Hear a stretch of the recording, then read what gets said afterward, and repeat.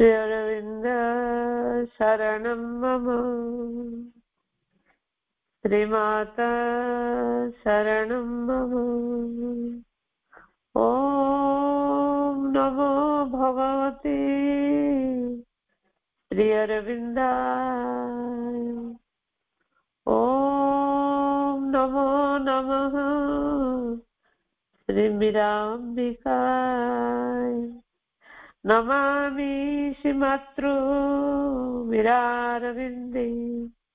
श्रीमातृ मीरारविन्द शरणं मम। विजतं श्रीमातृ मीरारविन्दे। ॐ आनन्दमयी चैतन्यमयी सत्यमयी परमे।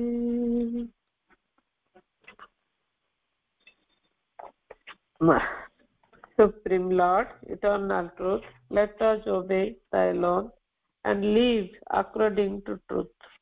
परमोच्च प्रभु सत्य नित्य त्वमेव केवलम अनुवर्ता महे सत्य अनुजीवाम केवलम। हे परम प्रभु चिरंतन सत्य, आम्भे माने केवल तुमरी आज्ञाबह होई उठू एवं सत्यर विधान को आश्रय करी जीवन धारण करू। श्रीमाता शरणं मम। श्री अरविंद शरणं मम। दिव्य जननी श्री माँ परमाद्या शक्ति माँ परम कारुणिक परम प्रभु श्री अरविंद पाद पद्म अनंत कोटि कृतज्ञता भरा प्रणाम। यही पाठ चक्र उपस्थित रही मोर आत्मार साथी अपा भाई मान को प्रणाम। कुनी कुनी अपा भाई नवकलिका नवचेतनार जो शिशु एमानकु मोर अजस्र स्नेह शुभेच्छा। वंदे मातरम। आज मांकर जो यही मास फेब्रुआरी मास शुभ जन्म मासरे मांकर ये दिव्य आसर मधुमयी मांकर जो स्वतंत्र कार्यक्रम रही दिव्य मुहूर्त हूँ आज 15 दिन उपनीत होती। आध्यात्मिक पथर समस्ते गोटे यात्री आम से माँ पथर समस्ते यात्री। आम पथ को अनुसरण कर आग को आग को चलवा यही प्रार्थना। तापर प्रथम आम परम प्रभुंर दुर्गा स्तोत्र पढ़िया कहया पूर्व मुझे प्रभुंकर दुर्गांकर दुर्गति नाशनकर कहूँ।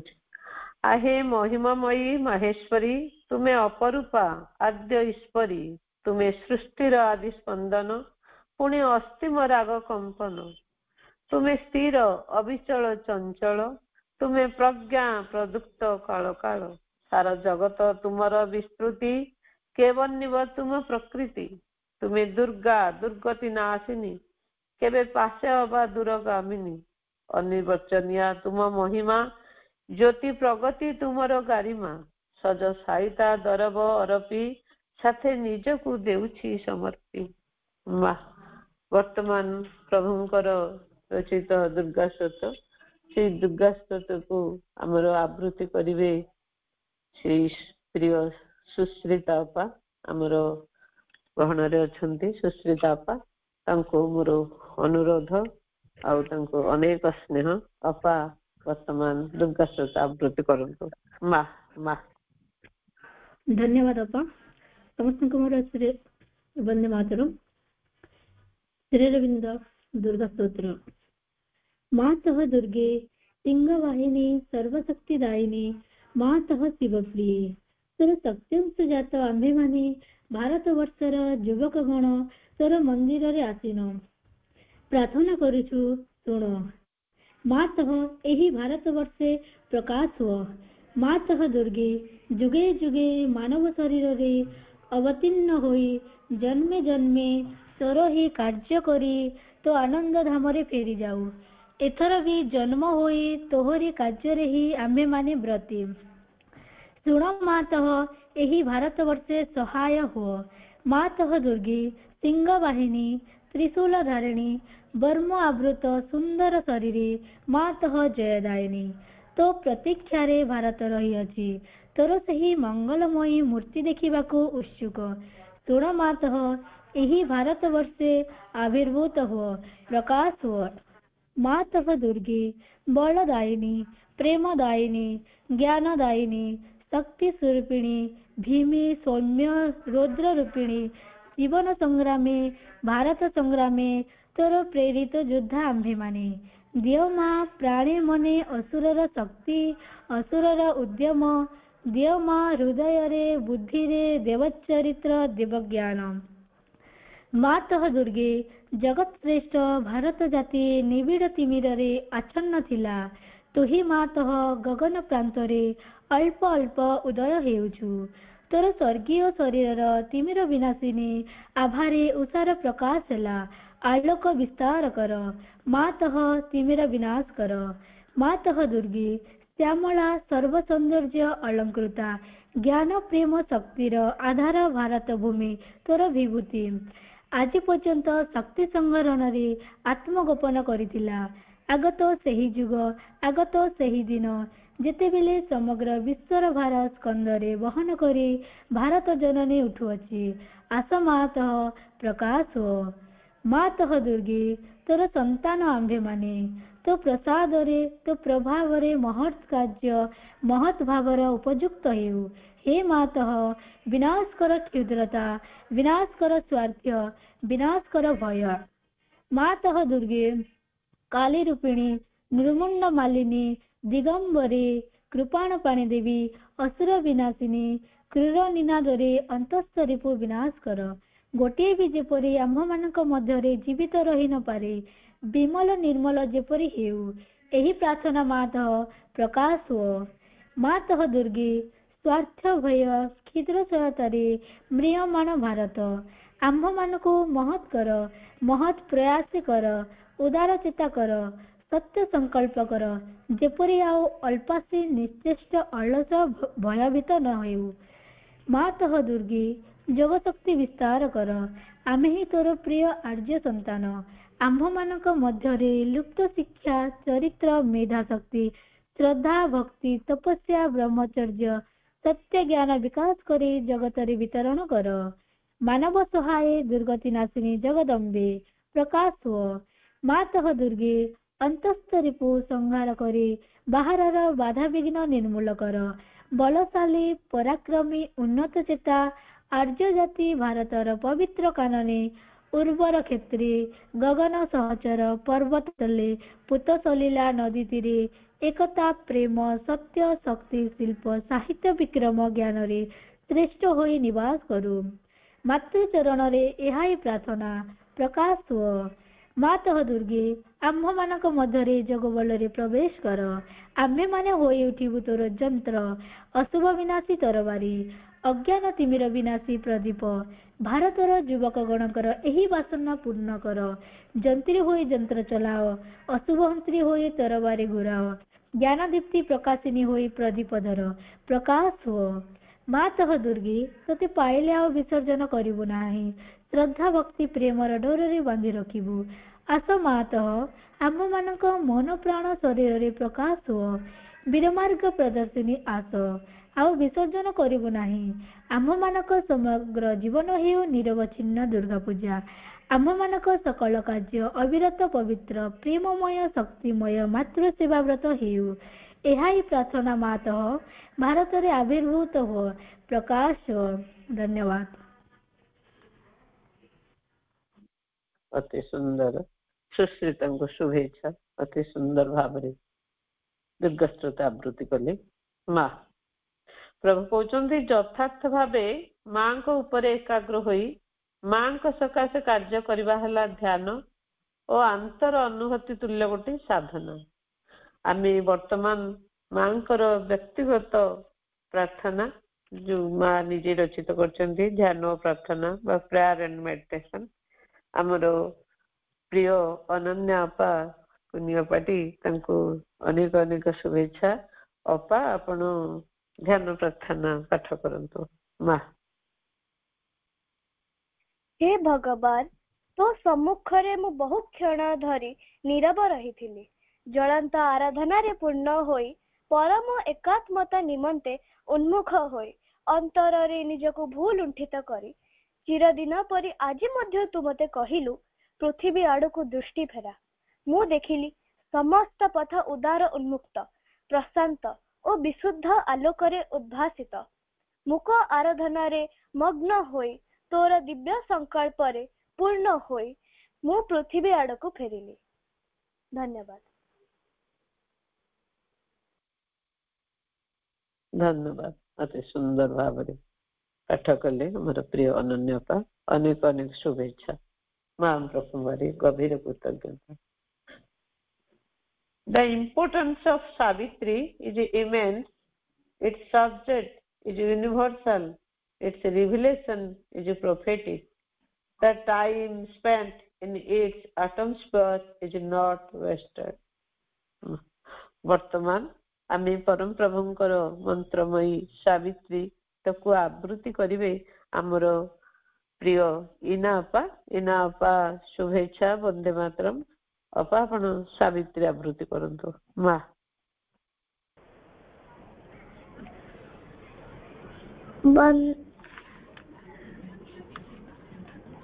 ଧନ୍ୟବାଦ ଅପା। କରୁଣାମୟୀ ମା, ପରମ ପ୍ରଭୁ ଶ୍ରୀ ଅରବିନ୍ଦଙ୍କ ଚରଣରେ ମୋର ପ୍ରଣାମ। ସବୁ ଅପା ଭାଇମାନଙ୍କୁ ମୋର ପ୍ରଣାମ ଓ ବନ୍ଦେ ମାତରମ୍। କୋଅର୍ଡିନେଟର ପୂଜ୍ୟ ସୁନନ୍ଦା ଅପାଙ୍କୁ ମୋର ପ୍ରଣାମ। ବର୍ତ୍ତମାନ ମୁଁ ସାବିତ୍ରୀ ପଠନ କରିବି।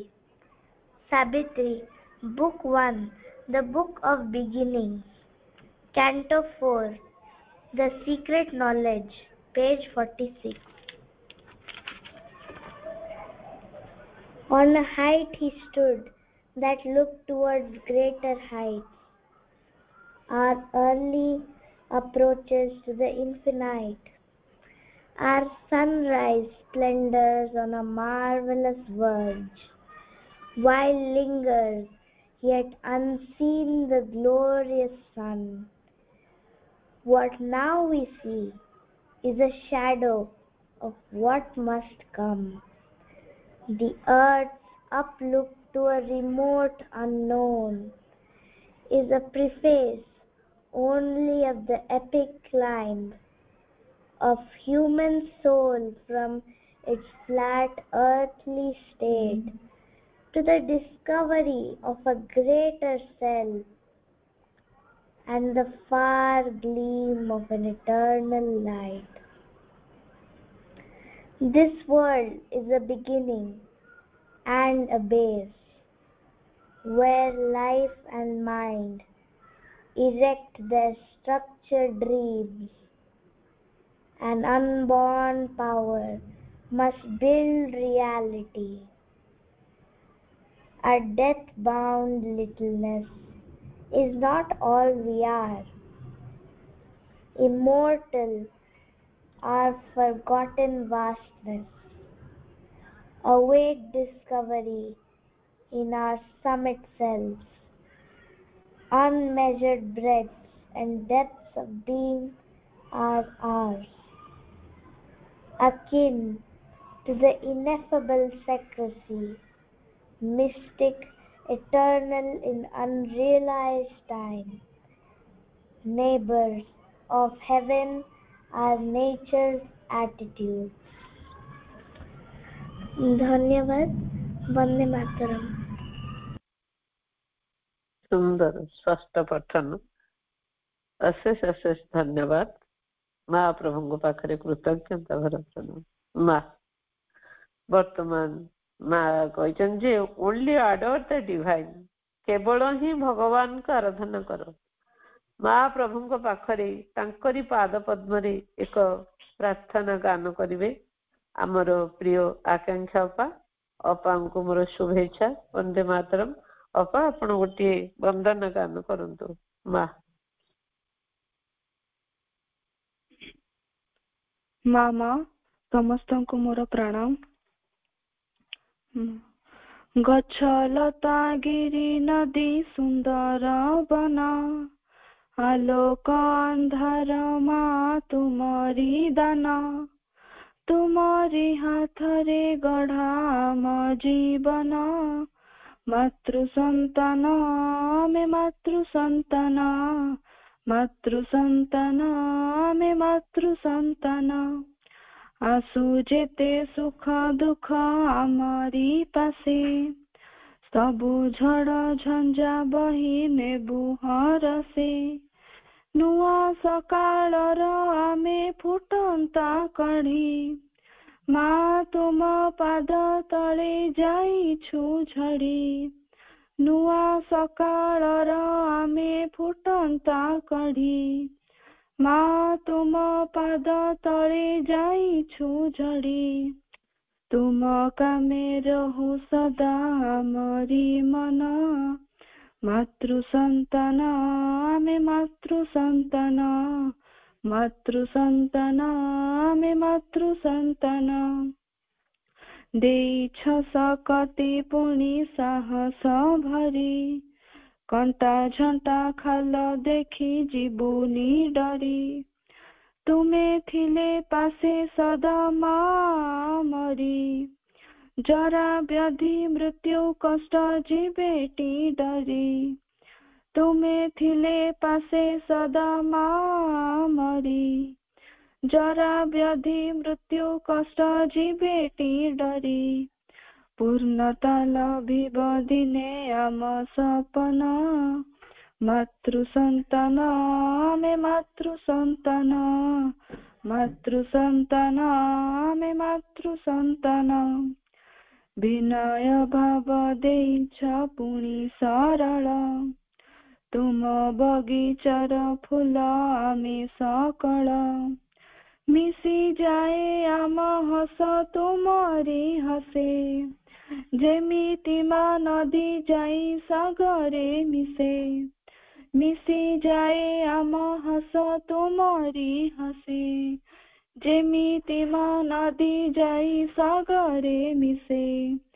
पूर्णता होइब निश्चय आम जीवन मातृ संतान आमे मातृ संतान मातृ संतान आमे मातृ संतान गछ लता गिरी नदी सुंदर बन आलोक अंधार मा तुमरी दान तुमरी हाथ रे गढ़ा आम जीवन मातृ संतान आमे मातृ संतान मातृ संतान आमे मातृ संतान धन्यवाद धन्यवाद अपा मुझे सुंदर निवेदन माँ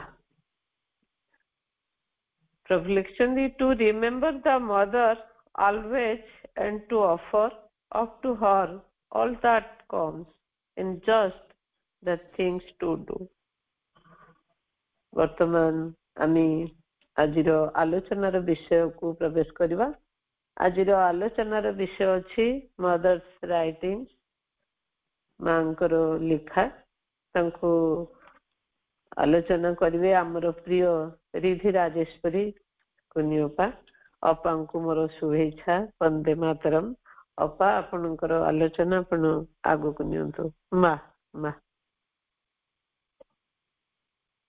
मधुमय माँ परम प्रभु श्रेयविंद दिव्यज्योति माँ पृथ्वी वक्ष को मानव तनु तथा भौतिक आवरण ग्रहण करी फेब्रुआरी मास 21 तारिख रे अवतरण करथिले समग्र फेब्रुआरी मास आममानक पई पवित्र मास एही पवित्र अवसरर आज पंचदश दिवस माँ कृपा और करुणार एही परिसर उपस्थित माँ कृपा और करुणार एही परिसर उपस्थित माँ समस्त संतान मानक मोर प्रणाम और समस्त हृदय माँ प्रेम भरा उपस्थिति कृतज्ञता मोर परम सौभाग्य जे माँ पवित्र जन्म मासरे मु आज मदर्स राइटिंग पुस्तक विषय आलोचना कर सुजोग पाइछि माँ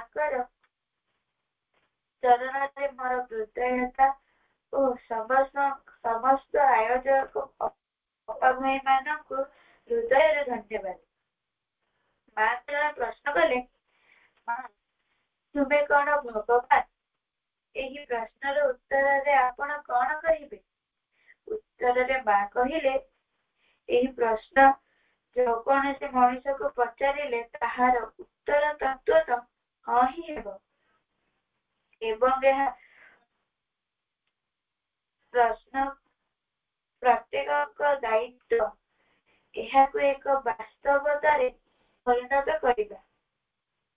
ମା ଆମ ସମସ୍ତଙ୍କୁ ଭଗବାନ କରି ଗଢି ତୋଳିବା ପାଇଁ ଆସିଛନ୍ତି। ଏହା ମାଙ୍କର ଏହି ଉତ୍ତରରୁ ଜଣାଯାଉଛି। ମା ଦିବ୍ୟ ଜନନୀ ହେବା ସତ୍ତ୍ୱେ ସେ ଏକ ସାଧାରଣ ମାନବ ଶରୀର ଧରି ଆସିଛନ୍ତି। ମା ଏପରି କାହିଁ ଆସିଛନ୍ତି? ଏହାର କାରଣ ସମ୍ପର୍କରେ ସେ ଏକ ପ୍ରଶ୍ନର ଉତ୍ତରରେ ସ୍ପଷ୍ଟ କରିଛନ୍ତି। ପ୍ରଶ୍ନଟି ହେଉଛି, Why did you came like us? Why did you not came as you truly are? ମା ତୁମେ ଆମମାନଙ୍କ ପରି କାହିଁକି ଆସିଛ? ତୁମେ ବାସ୍ତବରେ ଯେପରି ସେହିପରି କାହିଁକି ଆସିନାହଁ? ଉତ୍ତରରେ ମା କହିଲେ, Because if I did not came like you, I would never be close to you, and I would not be able to tell you became what I am. କାରଣ ଯଦି ମୁଁ ତୁମ ପରି ଆସିନଥାନ୍ତି, ମୁଁ ତୁମର ଏତେ ନିକଟବର୍ତ୍ତୀ ହୋଇପାରିନଥାନ୍ତି। ଏହି ମୋ ପରି ହେବା ପାଇଁ ତୁମକୁ କହିପାରିବାକୁ ସକ୍ଷମ ହୋଇପାରିନଥାନ୍ତି।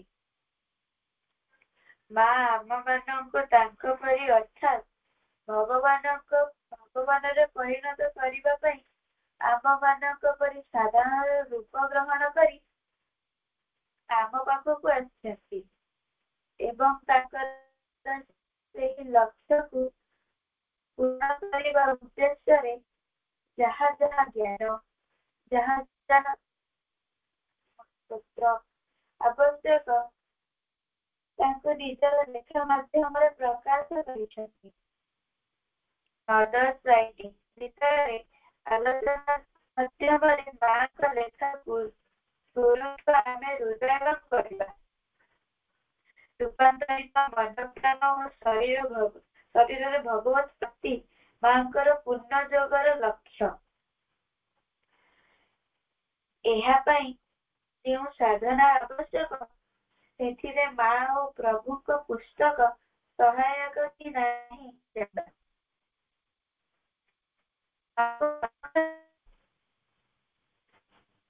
Do you think that studying helps in my sadhana? ଅଧ୍ୟୟନ ମୋତେ ମୋ ସାଧନାରେ ସହାୟକ ବୋଲି କଣ ଆପଣ ଭାବୁଛନ୍ତି?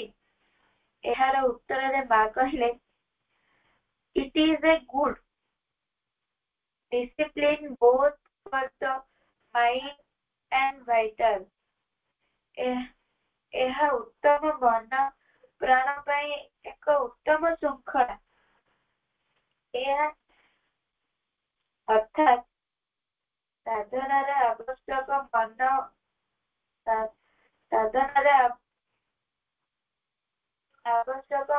ଓ ପ୍ରାଣର ଶୃଙ୍ଖଳା। ଏହା ମା ଓ ପ୍ରଭୁ ପୁସ୍ତକ ପଢିବା ସମ୍ବନ୍ଧରେ କଣ କଣ ସବୁ କହିଛନ୍ତି? As for reading the works of Sri Aurobindo, it opens the door of future to us. Shri ଅରବିନ୍ଦଙ୍କ ଲେଖା ଏହା ଆମ ମାନଙ୍କ ପାଇଁ ଭବିଷ୍ୟତର ଦ୍ୱାର ଉନ୍ମୁକ୍ତ କରେ। ଆଉ ପ୍ରଭୁଙ୍କ ଶତବାର୍ଷିକୀ ମୁହୂର୍ତ୍ତରେ ଆମେ ତାଙ୍କୁ କଣ ଅର୍ପଣ କରିବୁ? ଏହାର ଉତ୍ତରରେ ମା କହିଥିଲେ, offer in your mind in all sincerity. ନିଷ୍ଠାପର ଭାବେ ତୁମର ମନକୁ ତାଙ୍କୁ ଅର୍ପଣ କର।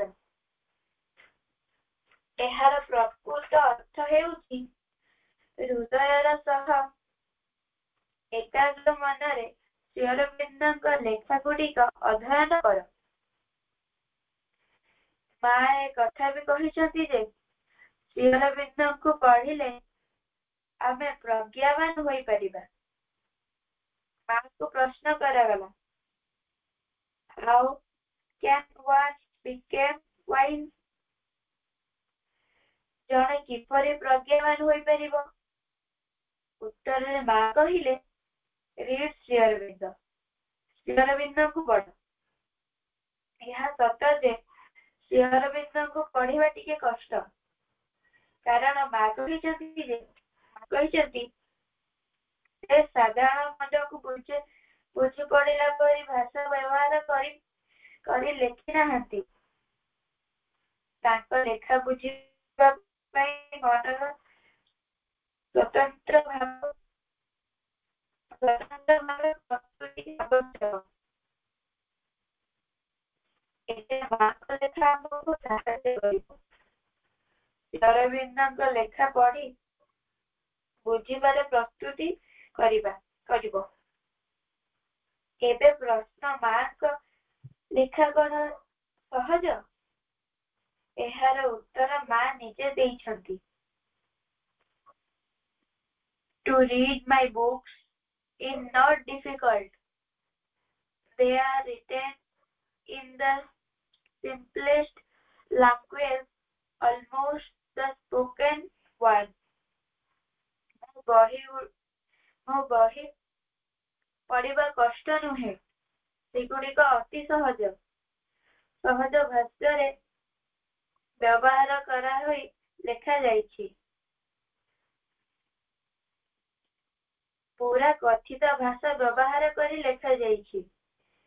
ମାଙ୍କ ଲେଖାରେ ମାଙ୍କ ଚେତନା ରହିଛି, ଯାହା ଆମକୁ ସେଇ ସତ୍ୟର ସହ ପରିଚିତ କରିପାରିବା, ଯାହା ସାଧାରଣ ବାକ୍ୟ ମାଧ୍ୟମରେ ସମ୍ଭବ ନୁହେଁ। ମାଙ୍କ ପ୍ରଶ୍ନ ପଚରାଗଲା, what is the accompanies your words? ତୁମର ଲେଖାରେ କଣ ଯୁକ୍ତ ହୋଇ ରହିଥାଏ? ମା ଉତ୍ତରରେ କହିଲେ, consciousness ବା ଚେତନା।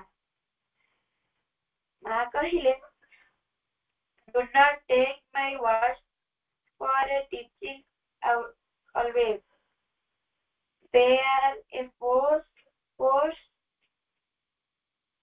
in action. ମୋର ଚେତନାକୁ ଗୋଟିଏ ଶିକ୍ଷା ଉପଦେଶ ମନେ କର ନାହିଁ। ଏହା ଏକ କ୍ରିୟାତ୍ମକ ଶକ୍ତି। ମାଙ୍କ ପ୍ରତ୍ୟେକ ଲେଖା ପଛରେ ମାଙ୍କର ଚେତନା ଓ ମାଙ୍କର ଶକ୍ତି ଭରପୁର ହୋଇ ରହିଥାଏ। ମା ନିଜ ତାରୁଣ୍ୟ ସମୟରେ ଏକ ଅତି ଉପାଦେୟ କଥାଟିଏ ଲେଖିଥିଲେ, ଯାହା ବିଶ୍ୱ ଏକ ଆଲୋକମୟ ଦିବ୍ୟ ଭବିଷ୍ୟତ ପାଇଁ ତରୁଣ ତାରୁଣୀ ମାନଙ୍କ ପାଇଁ ଏକ ଆଲୋକ ବସ୍ତିକା ତୁଲ୍ୟ ତାହା ହୋଇଛି। The path of latter earth ବା ଦୀର୍ଘ ସୂତ୍ରୀର ପଥ।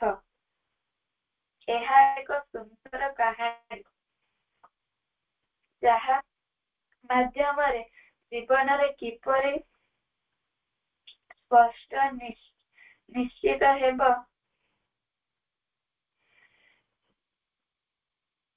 ମା ଅତି ସୁନ୍ଦର ଭାବେ ବୁଝାଇଛନ୍ତି। ଏହାକୁ ସମସ୍ତେ ନିଶ୍ଚୟ ପଢିବା। ମା ଆମ ସମସ୍ତଙ୍କୁ ଦିବ୍ୟ କରିବା ପାଇଁ ଏହିପରି ଅନେକ ଗପ କହିଛନ୍ତି। ଆଦର୍ଶ ଶିଶୁର ସମସ୍ତ ଗୁଣକୁ ମା ଅତି ସୁନ୍ଦର ଭାବେ ବୁଝାଇ କହିଛନ୍ତି। ମାଙ୍କ ସମସ୍ତ ରଚନା ଗୁଡିକ ଆଶ୍ରମ ତରଫରୁ କମ୍ପ୍ଲିଟ୍ ୱାର୍କସ୍ ଅଫ୍ ଦ ମଦର ଶୀର୍ଷକରେ ପ୍ରକାଶ କରାଯାଇଛି। ପ୍ରଥମେ ଏହା 17ଟି ପୁସ୍ତକ ରୂପେ ପ୍ରକାଶ ପାଇଥିଲା। ଏବେ ଏହା ଆଉ 3ଟି ପୁସ୍ତକ ନୂତନ ଭାବେ ପ୍ରକାଶ ହୋଇଛି। ମାଙ୍କର ସମସ୍ତ ପୁସ୍ତକ ସୁନ୍ଦର ସୁନ୍ଦର ବାଣୀ ଜୀବନକୁ ଦିବ୍ୟ କରିବାରେ ଅନେକ ଉପାଦାନ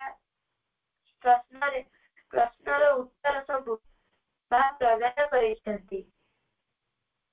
ଜୀବନର ସମସ୍ତ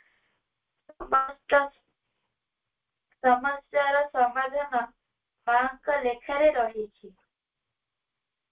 ମାଙ୍କ ଧ୍ୟାନ ଓ ପ୍ରାର୍ଥନା ଏକ ଅତି ଚମତ୍କାର ରଚନା। ଏହା ଏକ ମନ୍ତ୍ର। ଏହା ଆମମାନଙ୍କ ପାଇଁ ମାଙ୍କ ତରଫରୁ ଏକ ପ୍ରେମମୟ ଉପହାର। ଏହା ମାଙ୍କର ଦିନଟି। ଏହାକୁ ପାଠ କଲେ ମାଙ୍କର ପ୍ରେମ ଅତି ସହଜରେ କରିବା। ପ୍ରତ୍ୟେକ ଦିନ ମାଙ୍କର ବାଣୀ ଆମେ ପାଠ କରିବା। ତାକୁ ନିଜର ଡାଏରୀରେ ଲେଖି ରଖିବା। ଘରରେ ଗୋଟିଏ ନୋଟିସ୍ ବୋର୍ଡ ରଖି କିଛି କିଛି ବାଣୀ ଲେଖିଲେ ଆମକୁ ଚେତନାର ଅଗ୍ରଗତିରେ ଏହା ସହାୟକ ହେବ। ମାଙ୍କର ଲେଖାକୁ ନିର୍ଦ୍ଦିଷ୍ଟ ସମୟରେ ନିୟମିତ ଭାବେ ଶାନ୍ତ ଓ ଏକାଗ୍ର ଚିତ୍ତରେ ପ୍ରତ୍ୟେକ ଦିନ ପାଠ କରିବା ଆବଶ୍ୟକ। ମାଙ୍କ ପୁସ୍ତକ ପାଠ କରିବା ଉତ୍ତମ କାରଣ ମାଙ୍କ ଚେତନା ପାଠ କରି ମାଙ୍କ ରଚନା ପାଠ କରି ଆମେ ବହୁତ କିଛି ଜାଣିପାରିବା। ମା କହିଛନ୍ତି ଟୁ ନୋ ଇଜ୍ ଗୁଡ୍, ଜାଣିବା ଉତ୍ତମ। କିନ୍ତୁ ତାପରେ ମା କହିଛନ୍ତି ଟୁ ପ୍ରାକ୍ଟିସ୍ ଇଜ୍ ବେଟର, ଅଭ୍ୟାସ କରିବା ଆହୁରି ଅଧିକ ଉତ୍ତମ। ତେଣୁ କେବଳ ପଢିବା ପାଇଁ ପଢିବା ନାହିଁ, ପଢି କଥାଟିକୁ ଅଭ୍ୟାସ ମଧ୍ୟ କରିବା।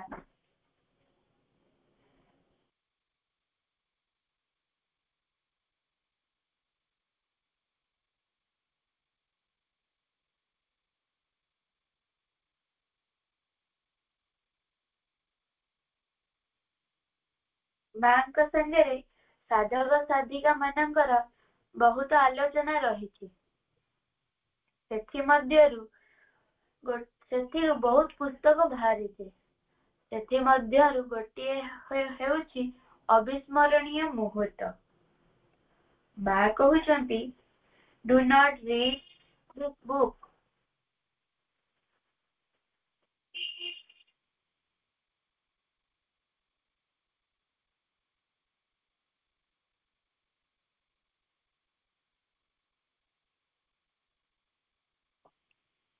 ସେହିପରି ମୋନା ସରକାରଙ୍କ ସହିତ ଲୁମିନସ୍ ନୋଟ୍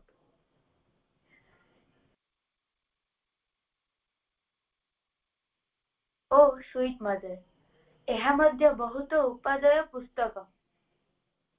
ଏହା ବି ମୋତେ ପଢିବାକୁ ବହୁତ ଭଲ ଲାଗେ।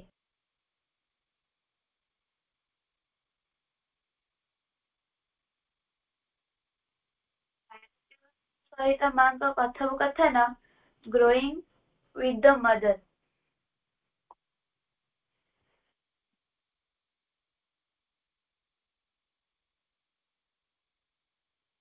ଏହା ମଧ୍ୟ ଏକ ସୁନ୍ଦର ପୁସ୍ତକ ଓ ଉପାଦେୟ ପୁସ୍ତକ। ଏହା ମୁଁ ଥରେ କିମ୍ବା 2 ଥର ପଢିଛି।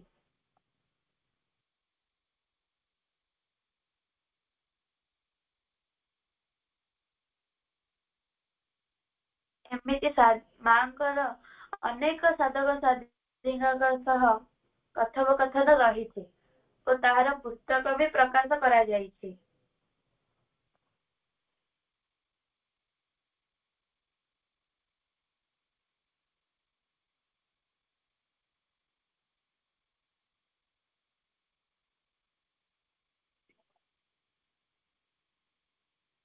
ମାଙ୍କର କପଡ଼ା ଯିଏ ସିଲେଇ କରୁଥିଲେ ତାଙ୍କର ନାଁ ଥିଲା ବସୁଧା।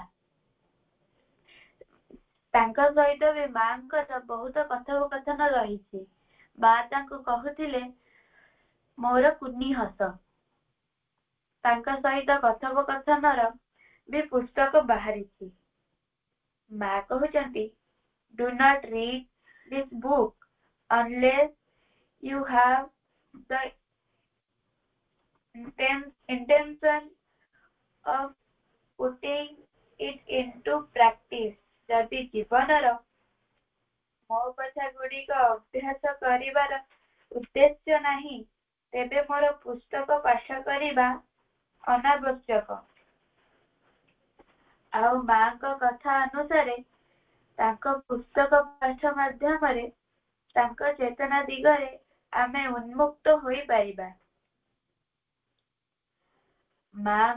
ମାଙ୍କୁ ପ୍ରଶ୍ନ କରାଗଲା ଯେ ତୁମର ପୁସ୍ତକ ପାଠ ମାଧ୍ୟମରେ ଆମେ କଣ ତୁମ ଦିଗକୁ ଉନ୍ମୁକ୍ତ ହୋଇପାରିବୁ? ମା ଉତ୍ତରରେ କହିଥିଲେ ଗୁଡ୍, ଅର୍ଥାତ୍ ମାତୃ ଚେତନାର ଦିଗରେ ଉନ୍ମୀଳନ ପାଇଁ ମାଙ୍କ ପୁସ୍ତକ ପାଠ ଏକ ଉତ୍ତମ ଉପାୟ। ମାଙ୍କ ପୁସ୍ତକ ପାଠ ସାଧନାର ଏକ ବଳିଷ୍ଠ ଉପାୟ।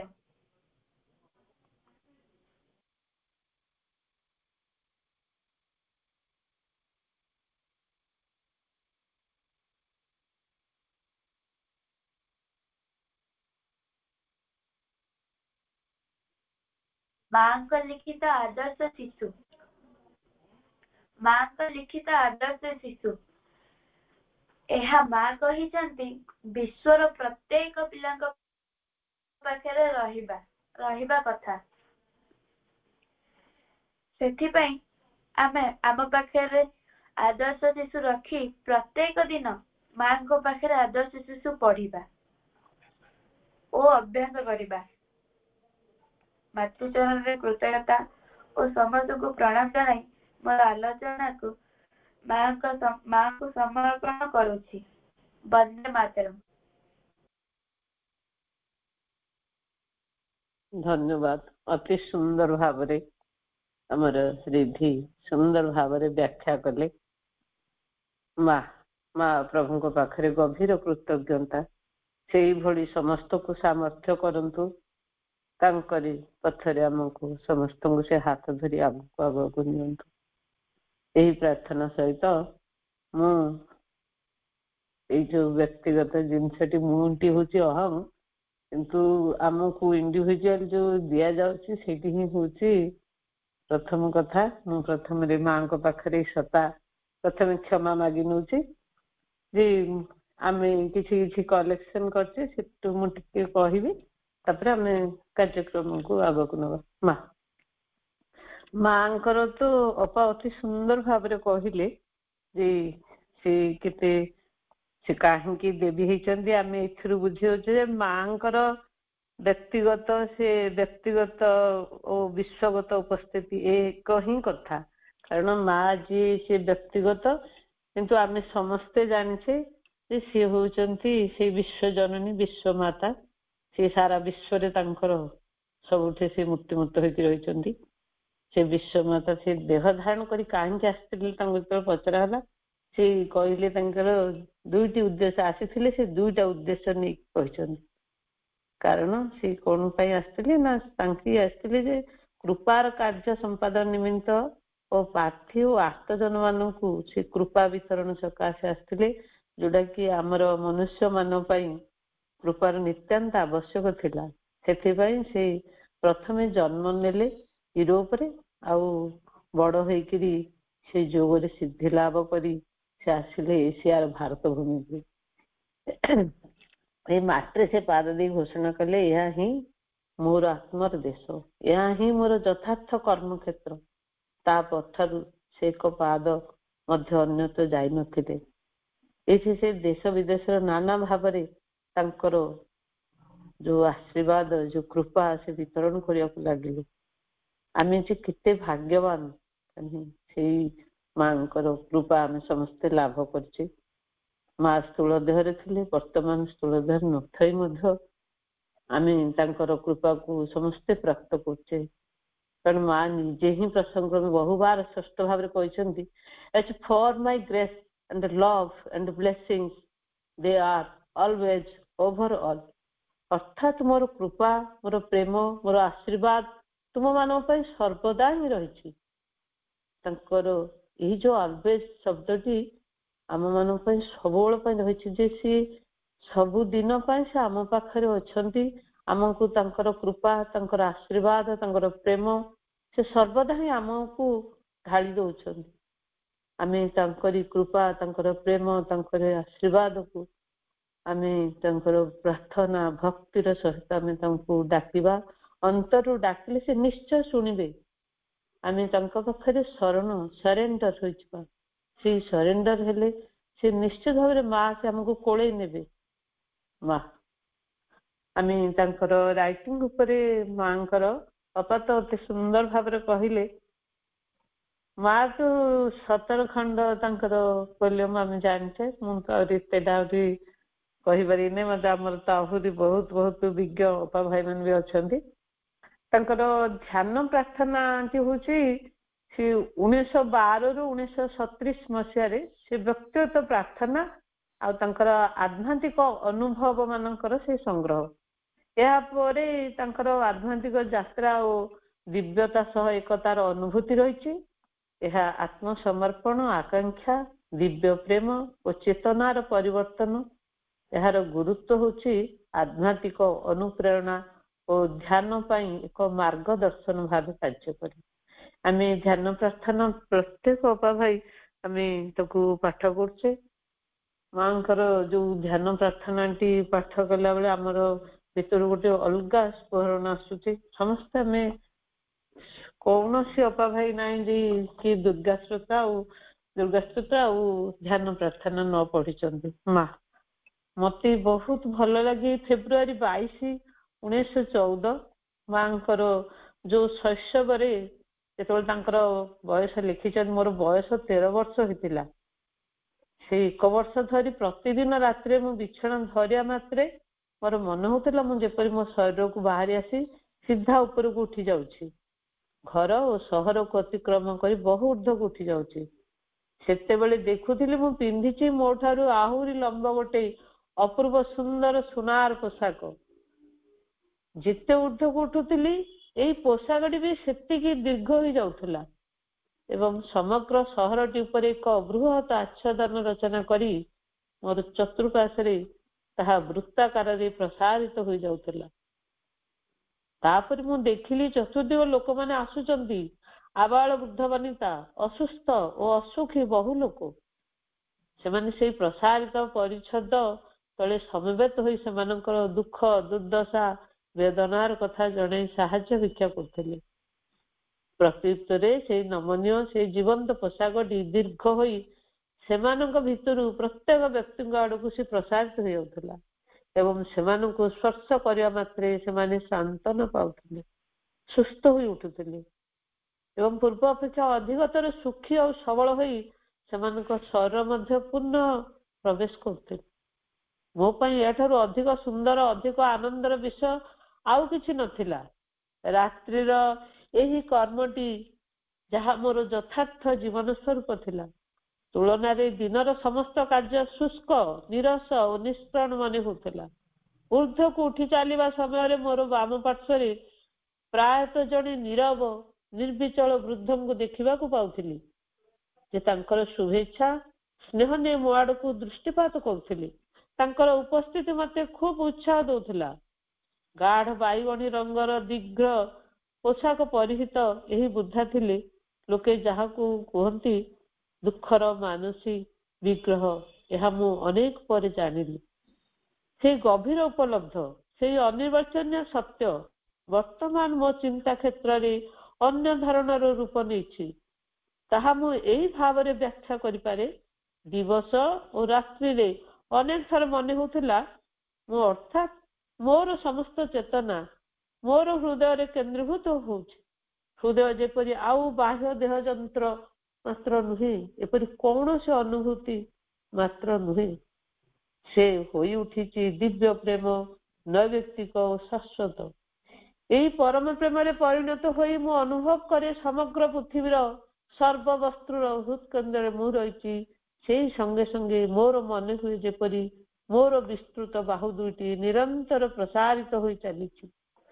ବିଶ୍ୱଠାରୁ ବିଶାଳତର ମୋର ବକ୍ଷରେ ସକଳ ଜୀବଙ୍କୁ ସଂହତ ଶ୍ରେଣୀବଦ୍ଧ ଓ ନିମଜ୍ଜିତ କରି ଅସୀମ ସ୍ନେହରେ ଘେରି ରଖିଛି। ବାକ୍ୟ ସବୁ ଦୁର୍ବଳ ଓ ଅକ୍ଷମ। ହେ ଦିବ୍ୟ ପ୍ରଭୁ, ବୁଦ୍ଧିର ଭାଷାନ୍ତର ବରାବର ଶିଶୁର ଚପଳତା ମାତ୍ର, କିନ୍ତୁ ମୋର ଆସ୍ପୃହା ନିରନ୍ତର ତୋ ଆଡକୁ ଚାଲିଛି। ବସ୍ତୁତଃ ତୋତେ ପ୍ରକଟ କରିବା ପାଇଁ ମୋର ଏଇ ଦେହ ଏଇ ଅପୂର୍ଣ୍ଣ ଆଧାରରେ ଯେ ରହିଛି, ସେ ତ ତୁ ଏକମାତ୍ର ତୁ।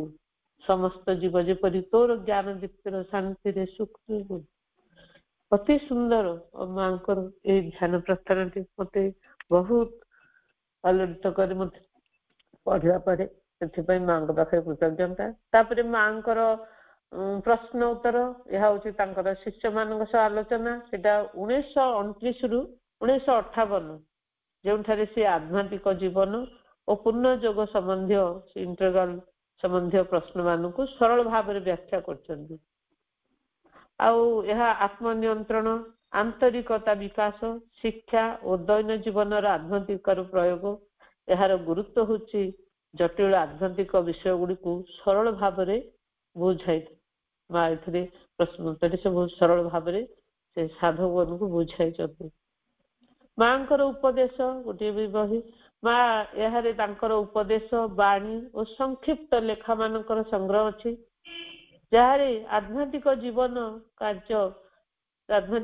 କାର୍ଯ୍ୟ, ଶିକ୍ଷା ଓ ସାମାଜିକ ପ୍ରଶ୍ନ ଗୁଡିକର ବ୍ୟାଖ୍ୟା ଦିଆଯାଇଛି। ଏହା ନିଷ୍କପଟତା, ନିରହଙ୍କାର, ବିଶ୍ୱାସ ଓ ଦିବ୍ୟ କୃପା ଉପରେ କୁହାଯାଇଛି। ଏହା ଗୁରୁତ୍ୱ ଆଧ୍ୟାତ୍ମିକ ଜୀବନ ଜୀବନ୍ତ କରିବାକୁ ଆବଶ୍ୟକ ଦିଗ ନିର୍ଦ୍ଦେଶ ପ୍ରଦାନ କରେ। ମା ତାପରେ ଶିକ୍ଷା ସମ୍ବନ୍ଧୀୟ ମାଙ୍କର ବହି, ସେ ଶିକ୍ଷା ସମ୍ବନ୍ଧୀୟ ଚିନ୍ତା।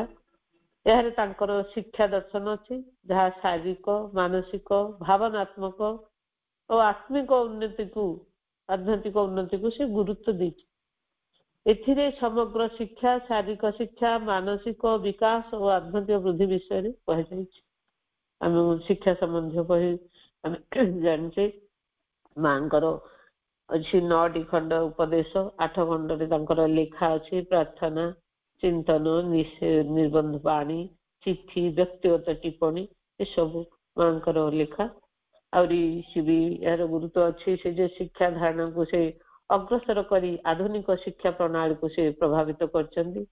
ଆହୁରି ମାଙ୍କର ବି ଏଜେଣ୍ଡା, ଯୋଉଟା ଏହା 13 ଖଣ୍ଡର ଏକ ସମ୍ଭାର, ଯାହା ସେଇ ତାଙ୍କର ଯୋଉ ଘନିଷ୍ଠ ଶିଷ୍ୟ ସପ୍ରେମ ତାଙ୍କେ 1951 ରୁ ସେ 1973 ପର୍ଯ୍ୟନ୍ତ ହୋଇଥିବା ସାକ୍ଷାତକାର ଦର୍ଶାଗତ ହୋଇଛି। ଏଠାରେ ତାଙ୍କର ଆଧ୍ୟାତ୍ମିକ ଅନୁଭୂତି, ମାନବ ଦେହରେ ଚେତନାର ପରିବର୍ତ୍ତନ ସମ୍ପର୍କରେ ସେ ଆଲୋଚନା ଅଛି।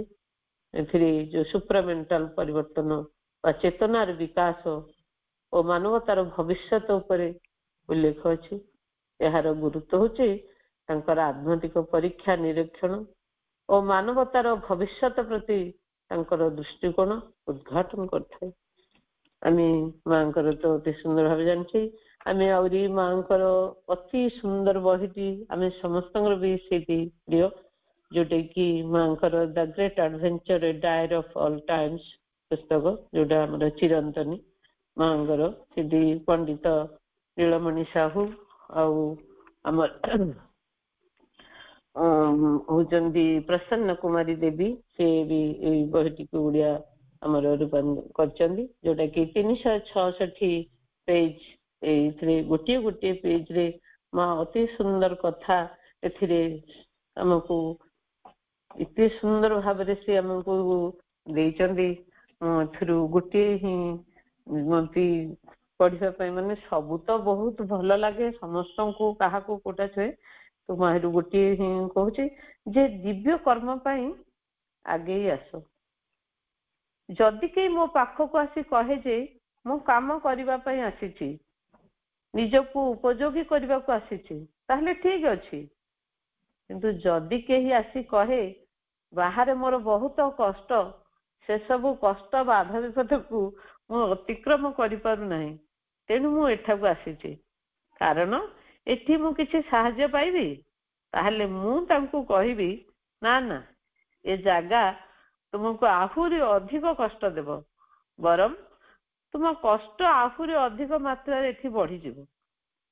ଏବଂ ଏହାର ଅର୍ଥ ଏଇପରି ଯେ ସେହି ଦୁଃଖ କଷ୍ଟ ଆପଦ ବିପଦ ଗୁଡିକ ଜଣଙ୍କର ବ୍ୟକ୍ତିଗତ ବ୍ୟାପାର ନୁହେଁ, ସେଗୁଡିକ ସାମୂହିକ ଦୁଃଖ କଷ୍ଟ ବା ଆପଦ ବିପଦ।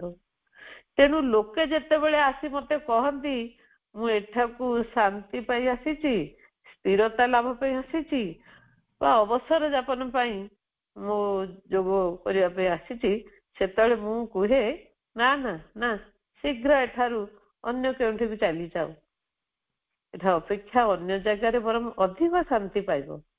ଯଦି କେହି ଏଠି ଆସି କହେ ମୁଁ ଏଠାକୁ ଆସିଛି, ମୁଁ ଅନୁଭବ କରୁଛି ଭଗବାନଙ୍କ କର୍ମ ସକାଶେ ନିଜକୁ ଉତ୍ସର୍ଗ କରିବି, ମତେ ତୁମେ ଯେଉଁ କାମ ଦେବ ତାହା କରିବାକୁ ପ୍ରସ୍ତୁତ ଅଛି, ତାହେଲେ ମୁଁ କହିବି ଭଲ, ଠିକ ଅଛି, ତୁମର ଯଦି ଶୁଭେଚ୍ଛା ଅଛି, ସହନଶୀଳତା ଅଛି ଏବଂ କିଛି ସାମର୍ଥ୍ୟ ଅଛି, ତାହେଲେ ଠିକ ଅଛି। କିନ୍ତୁ ତୁମେ ଯଦି ତୁମର ଆନ୍ତର ବିକାଶ ପାଇଁ ବିଜନତା ଚାହୁଁଥାଅ, ତାହେଲେ ତୁମ ପକ୍ଷେ ଠିକ ହେବା ଅନ୍ୟ କେଉଁଠିକି ଯିବା, ଅନ୍ୟ କେଉଁଠିକି, ଏଠି କିନ୍ତୁ ନୁହେଁ। ମାଙ୍କର ଅତି ସୁନ୍ଦର ଭାବରେ ଚିରନ୍ତନ ପ୍ରତ୍ୟେକଟି ପେଜରେ ଯୋଉ 366 ମାଙ୍କର ଯୋଉ ସେ ବାଣୀ ହୃଦୟ ସ୍ପର୍ଶୀ।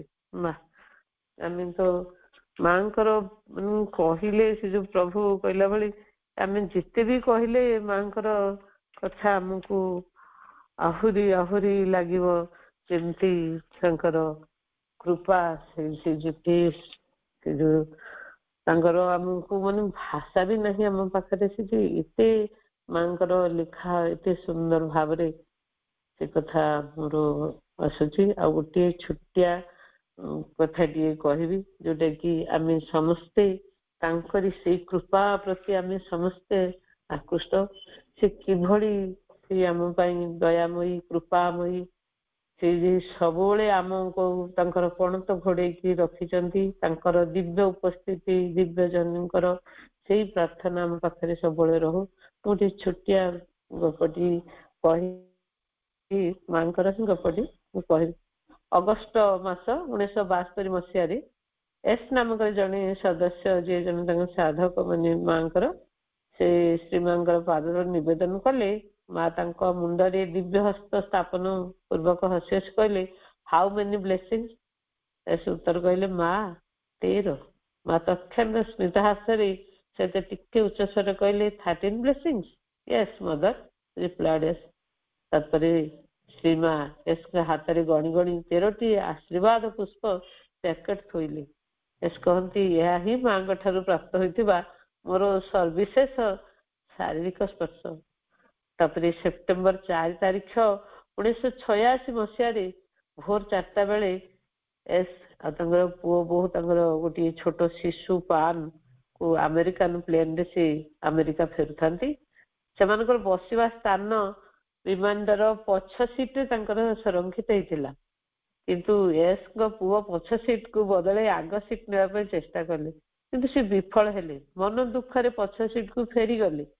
ବିମାନଟି କରାଚି ବିମାନ ବନ୍ଦରରେ ଓହ୍ଲାଇଲା ଏବଂ ଠିକ ସେତିକି ବେଳେ ତାଙ୍କ ପୁଅ ଦେଖିଲେ ଧ୍ୟାନ ଗୃହରେ ମା ଆଉ ଶ୍ରୀନନ୍ଦ ଫଟୋ ଭିତରୁ ଶ୍ରୀମା ଶ୍ରୀନନ୍ଦ ବାହାରି ଆସିଲେ, ତାଙ୍କ ସମ୍ମୁଖରେ ଠିଆ ହେଇଗଲେ। ସେ ଚିତ୍କାର କହି ଉଠିଲେ, ୟୁ ଆର୍ ହିଅର? ଆପଣ ମାନେ ଏଠାରେ? ଦୁର୍ଭାଗ୍ୟବଶତଃ ସେଇ ଉଡାଜାହାଜଟି କରାଚି ସହରର ଅପହରଣ ହୋଇଗଲା। ସେତେବେଳେ ପୂର୍ବାହ୍ନ 11ଟା। ସେ ତତ୍କ୍ଷଣାତ ବିମାନ ଅପହରଣକାରୀ ମାନେ ଚିତ୍କାର କରି କହି ଉଠିଲେ, ହାତ ଉପରକୁ ହ୍ୟାଣ୍ଡସ୍ ଅଫ୍ ଏବଂ ସେମାନେ ଏକ ହ୍ୟାଣ୍ଡ ଗ୍ରେନେଡ୍ ଫିଙ୍ଗିଲେ। ତାର ପରିଣାମରେ 27 ଜଣ ଯାତ୍ରୀ ମୃତ୍ୟୁବରଣ କଲେ, କିନ୍ତୁ ଆଗ ସିଟ୍ରେ ବସିଥିବା ଅଧିକାଂଶ ଯାତ୍ରୀର ମୃତ୍ୟୁ ହେଇଯାଇଥିଲା। କିନ୍ତୁ ଏସ୍ ନାତିଙ୍କ ଦେହରେ ଗୋଟେ ବୁଲେଟ୍ ବାଜିଥିଲା, କାରଣ ତାଙ୍କ ପୁଅଙ୍କ ଦେହରେ ଯୋଉ ଗ୍ରେନେଡ୍ ବାହାରିଥିଲା ଛୋଟ ଛୋଟ ଖଣ୍ଡ ହେଇକି କ୍ଷତିକାରକ ହେଇଥିଲା, ସେଠିକି ଆସି ଆଘାତ ଦେଇଥିଲା, କିନ୍ତୁ ସେମାନେ ସୁରକ୍ଷିତ ଥିଲେ। ଏକଥା ସତ୍ୟ ଯେ ଯେତେବେଳେ ପ୍ରଭୁ ମା ଶ୍ରୀ ଅରବିନ୍ଦ ଦିବ୍ୟଜନନୀ ଶ୍ରୀମା ସେମାନଙ୍କ ସମ୍ମୁଖରେ ଠିଆ ହେଇଗଲେ, ସେତେବେଳେ ସୁରକ୍ଷା ପ୍ରଦାନ କଲେ। ଆମେ ଏଭଳି ମା ଶକ୍ତିମୟୀ ମା, ଏପରି କୌଣସି ଶକ୍ତି ଅଛି କି ସେମାନଙ୍କର କିଛି କ୍ଷତି କରିପାରିବ? ଯାହା ପ୍ରଭୁ ଶ୍ରୀ ଅରବିନ୍ଦ ଦିବ୍ୟଜନନୀ ଶ୍ରୀମାଙ୍କର ସୁରକ୍ଷା ବଳ ଭିତରେ ଅଛି। ଆମେ ଏଇଥିରୁ ବୁଝିପାରୁଛେ ଯେ ମା ପ୍ରଭୁ ଆମକୁ ପ୍ରତି ଜାଗାରେ ସେ କହିଛନ୍ତି କଲ୍ ମି, ମତେ ଯେଉଁଠି ଡାକିବ ସେଠି ମୁଁ ହିଁ ଠିଆ ହେଇପାରିବି। ଆମକୁ କରୁଣାମୟୀ ମା ତାଙ୍କର ଏତେ କୃପା, ସେ ଏତେ ଆମ ପାଖାପାଖି, ତାଙ୍କର ମାଙ୍କର ସେଇ ଶକ୍ତି, ସେଇ କୃପାକୁ ଆମେ ସବୁଦିନେ ମାଙ୍କ ପାଖରେ ପ୍ରାର୍ଥନା କରିବା ଯେ ତାଙ୍କର ସେଇ ଶକ୍ତି, ସେଇ କୃପା, ତାଙ୍କର ଆଲୋକ ସବୁଦିନ ଆମ ଉପରେ ଉଜାଡ଼ି ଦିଅନ୍ତୁ। ଏହି ପ୍ରାର୍ଥନା ସହିତ ଆଜିର କାର୍ଯ୍ୟକ୍ରମକୁ ମା ଓ ପ୍ରଭୁଙ୍କ ପାଦ ପଦ୍ମରେ ନିବେଦିତ କରିବା। ଆମର ସବୁ କୁନି କଳିକାକୁ ମୋର ପୁନର୍ବାର ଶୁଭେଚ୍ଛା, ବନ୍ଦେ ମାତରମ୍। ଆଉ ସମସ୍ତ ମୋର ଆତ୍ମର ସାଥୀ ଅପା ଭାଇଙ୍କୁ ମୋର ପ୍ରଣାମ, ବନ୍ଦେ ମାତରମ୍। ଯେତିକି ସାମର୍ଥ୍ୟ ଅନୁସାରେ ମୁଁ କିଛିଟା କରିଥିଲି କହିଲି। ମା ପ୍ରଭୁଙ୍କ ପାଖରେ ମୁଁ କୃତଜ୍ଞତା ଭରା ପ୍ରଣାମ ଜଣାଇ ମୋର ବକ୍ତବ୍ୟକୁ ଏଠି ରଖୁଛି। ମା।